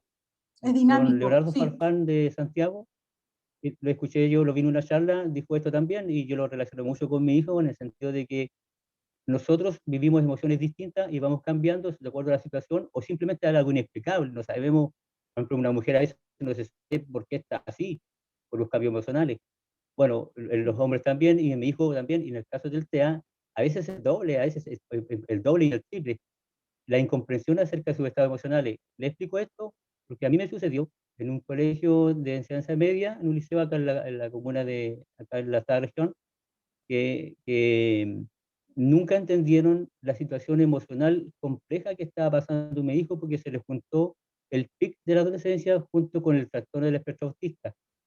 Mi hijo es calificado, y no digo calificado porque se aproxima a un TEA de TEA1, o antiguamente llamado África, ahora según el DSM-5 es un TEA de nivel 1, aproximadamente. Y entonces, en el grupo PIE, ese grupo PIE, nunca entendieron que estaba pasando por un estado emocional complejo. Falleció la mamá, mi esposa. Hubieron grandes cambios familiares. Llegó la adolescencia. Explicar a ustedes también como profesionales que cada cambio químico dentro en su cuerpo, él lo sentía como algo que se transformó terriblemente y luego descontrolaba. Cada cambio químico, por ejemplo, siente que salió un pelito, él le salió un tremendo bigote. Por ejemplo, él siente que hay un cambio emocional en su mente, para él es terrible, es exagerado. Eso estaba generando, junto con la muerte de la mamá, más otros cambios emocionales, estos cambios familiares, esta desconcentración, esta dificultad para relacionarse, que es propio del TEA, pero muy aumentada con esta condición emocional, que nadie lo entendía, y yo lo abrazaba y llorábamos juntos. Y lloramos muchas veces. Y me senté en la calle en una piedra a llorar con él, donde nadie lo entendía los dos, ni siquiera la familia. Y tuve que Un abrazo, aislarme, como Enrique, un usted abrazo. dijo una profesional en un momento, a veces es más sano aislarse para poder sanarse que insistir en alguien que no entiende, que no quiere entender. Nos cobijamos lo nombro ahora, Juan Rojas Jara se llama el fonoaudiólogo de acá de la comuna de Lota. Él es nuestro partner, él apareció en el camino y dijo, váyanse por aquí, váyanse por acá. Y somos amigos ahora, mi hijo es amigo de él. Compartimos mucho con ese fonoaudiólogo porque él, en cierta forma, pareciera hablar en primera persona. Y entiende el TEA, se pone en el lugar del TEA, si el TEA no es algo escrito, no es algo teórico que se nació en la Universidad de Harvard, la universidad en España, en Francia, en Italia, en Inglaterra. El TEA es una forma de ser distinta, pero todos somos distintos dentro del TEA. Todos somos diferentes y reaccionamos de acuerdo a las circunstancias, a los momentos. Por ejemplo, la educación online, ahora como ustedes están tratando, yo hago un seguimiento a diario con él y resulta que hay momentos que sí, espectacular, pero en TEA1 te engaña, de repente no, y si yo lo sufre y se bloquea, entonces tengo que seguir su ritmo, y eso, ¿sabe cómo se llama eso? Negarse a sí mismo, dejar de lado mis expectativas y seguir a su ritmo, pero aumentándolo pasito a pasito, tomarle su manito, guiarlo, explicarle pausadamente, como también hay momentos que él es muy autónomo, muy genial, es espectacular, es sorprendente, me hace llorar a veces porque me sorprende, pero también a veces me deprime. Eso explicarle a ustedes para que lo transmitan a los grupos de integración que son profesionales que estudian en las universidades, donde yo también di una charla en la universidad, acá en la Universidad de San Sebastián en Concepción, y me di cuenta que hay harto desconocimiento. Hay conocimiento teórico, sí, pero la ciencia no es la madre de toda la ciencia. La verdad es que hay que ver el tema en sí, como dicen muchos profesionales, hay que estudiar cada caso en sí, De pero no evaluación por estas normativas personalizada. estrictas.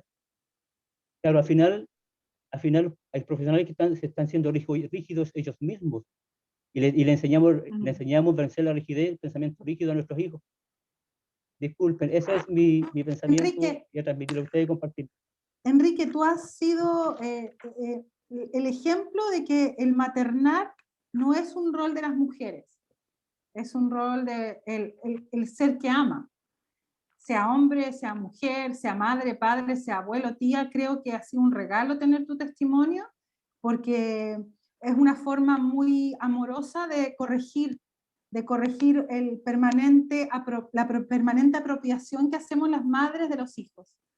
Entonces te agradezco mucho tu testimonio, es muy enriquecedor y esperamos estar a la altura de lo que tú has hecho y que te vayas topando con profesionales como ese fonoaudiólogo que te topaste que hoy día los acompaña. Efectivamente, como tú muy bien describes, los cambios neuroquímicos que hay en la pubertad y en la adolescencia son difíciles de procesar emocionalmente para los niños. ¿ya? Y ese acompañamiento lo hacíamos el otro día en la charla de Jaime Pereira, es un acompañamiento intencionado, ¿ya? Porque el riesgo que tenemos es de generar ansiedad, de generar depresión, generar exclusión, ideación suicida. Es bien riesgoso no maternar el autismo en la adolescencia. Yo no quiero correr el riesgo, igual que tú, también tomo la mano, también miro los ojos, también espero y digo, a ver, ¿qué quieres? ¿Quieres ese parche curita? Busquémoslo. Así que agradezco mucho tu testimonio porque sirve a los profesionales jóvenes que están empezando ese testimonio en primera persona desde el paternar, como dice mi Juan por ahí, que me está diciendo que llegó los sushi. Es muy bonito, así que estamos muy agradecidas de que lo hayas compartido con nosotros y espero no haberte ofendido al hablar tanto de la maternidad, porque estaba refiriéndome también a ese padre amoroso que tú has sido con tu hijo. Gracias, Sí, no te Enrique. preocupes, sí, entiendo Muchas que gracias. en su mayoría son mamás y yo también las felicito a todas las mamás que hacen un tremendo esfuerzo por cumplir con sus trabajos en su hogar. Hay muchas son profesionales también, con su trabajo profesional más encima, y además con sus hijos. También yo las felicito, por supuesto que sí. Gracias. Gracias. Gracias, Enrique. Y la última pregunta, Alejandra Vidal. Alejandra. Sí. Hola, ¿me escucha? Sí. Ah, ya. Hola, buenas noches. Bueno, gracias por la invitación. La verdad es que yo no tengo hijos, pero sí he visto casos muy cercanos, el tema del autismo, igual es un tema súper amplio, que involucra a toda la familia y que ojalá, o sea, y es difícil convivirlo. Pero mi pregunta, o sea, la verdad es que yo trabajo en un departamento de recursos humanos y tengo una persona que sin querer me comenta, un trabajador, que su hijo pequeño, me parece que tiene como 3 años, tiene autismo. Entonces, cuando yo veo este link de invitación, yo me conecté inmediatamente porque igual quiero aprender, quiero orientarme, quiero saber más como para yo poder guiarlo, poder decirle dónde ir, qué puerta tocar. ¿De dónde eres, Alejandra? Yo soy de Quilpué. Ah. Entonces, me gustaría saber cómo o qué, dónde poder guiarlo, decirle con quién dirigirse, a dónde dirigirse. Mira, en Quilpué tiene la fortuna, yo fui parte de eso hasta hace unos meses, tiene la fortuna de tener una respuesta comunal. ¿Ya? Tiene, además de tener muchas agrupaciones, entre ellas una muy destacada es Autismo Quilpué, y que dirige la señora Jacqueline Nostroza. Autismo Quilpué es una organización que cuenta con apoyo municipal y que está muy bien valorada en Quilpué. Creo que esa es una alternativa desde el acompañamiento de otros padres. También está el Centro Comunal de Autismo, que está financiado por el municipio, esperamos que siga siendo así. Por lo tanto, tienes dos alternativas, o Autismo Quilpué como agrupación, o el Centro Comunal de Autismo como respuesta municipal. También en la provincia de Marga Marga está Autismo Marga Marga, que dirige Romina López Fernández, que también es una respuesta de orientación para ellos. Y la agrupación Te Abrazo también está en Quilpué. Entonces, favorablemente esa común, igual que Viña del Mar, tiene muchas respuestas desde el activismo familiar. Así que, y bueno, y cualquier cosa, yo creo, Carolina Carvajal es una persona de Neurodiversidad Quintero, que es nuestra anfitriona. Ella está muy clara y muy empoderada en lo que está pasando en la región de Valparaíso. ¿Ya? Entonces, por interno también le puedes preguntar a Carolina Carvajal cómo poder orientarlo. No sé qué opinas, Carolina. De todas maneras, nos puede escribir al mismo correo neurodiversosquintero@gmail.com. Estamos en Instagram y estamos en Facebook. También recibimos respuestas y entregamos casi toda la información que necesiten las familias o personas que necesitan saber un poco más de agrupaciones y dónde se pueden dirigir, o quizás profesionales o centros de evaluación. Manejamos bastante información al respecto con información bastante fidedigna, y así es que las puertas abiertas obviamente siempre a estar entregando lo que podamos hacer por cualquier persona, en realidad, no solamente por la comuna de Quintero, sino que y sus alrededores, y eso, y agradecer también, gracias a todos los que se han conectado, a lo largo de todo Chile, porque hay personas de todo, por lo que estuve viendo, de bastantes lugares de Chile, Santiago, Valparaíso, Coquimbo, Puerto Varas, Quilpué, bueno, de la quinta región, Valparaíso, Viña. Así es que quiero agradecerles enormemente por estar aquí presentes. Quiero agradecerle a Marcela nuevamente por entregarnos sus conocimientos de forma bondadosa. Y eso, muchas gracias. Creo que aquí cerramos un viernes, una semana perfecta, y dejarlos invitados para la próxima charla que tenemos junto a la doctora Valeria Rojas. Ella es neuropediatra, es la jefa del programa de autismo del Hospital Gustavo Fricke, que es uno de los más, un hospital regional de la quinta región, valga la redundancia. Lo más amorosa que hay, Marcela nos puede entregar más información de ella como es, como profesional excelente. La doctora Valeria Rojas, maravillosa, porque ha visibilizado el autismo desde una perspectiva más respetuosa. Sí. Así que creo que bien, yo trabajo no se con pierdan él. la oportunidad, sí, no se pierdan la oportunidad de escucharla. Ella va a hablarnos sobre la importancia del diagnóstico en estos tiempos y de la pesquisa familiar, la importancia de la pesquisa familiar. Así es que quedan todos invitados y este live queda grabado en Facebook por si alguien no ha podido ingresar en estos momentos, para que puedan también verlo. También está grabado en nuestra página de Neurodiversos Quintero de Facebook, el primer conversatorio que tuvimos con el psiquiatra Jaime Pereira, donde hablamos del bienestar de la adolescencia y sexualidad. Así es que también lo pueden ver, ingresar a nuestra página y verlo. Bueno, Marcela, no te quitamos más tiempo. Le agradecemos a toda Alejandra, Enrique, Nati, Javier, Ignacio, Andrés, Lidia, Pía, Paula, Carla, Ivana, La Milena, Nicole, la Milena. Milena, Katherine, Muchas. Eloísa, Melanie, Gina, Verónica, muchas, Paola Chaparro. Muchas gracias por estar aquí, Ana Burgoa, gracias a Andrés Burgo, a las personas que están de nuestra agrupación. Muchas gracias por estar aquí. Los dejamos, liberamos a Marcela para que vaya a compartir con su familia. Muchas gracias por su tiempo. Muchas gracias. Que tengan un hermoso fin de semana, pásenlo bien, disfrútenlo en familia, cuídense y que Dios los bendiga.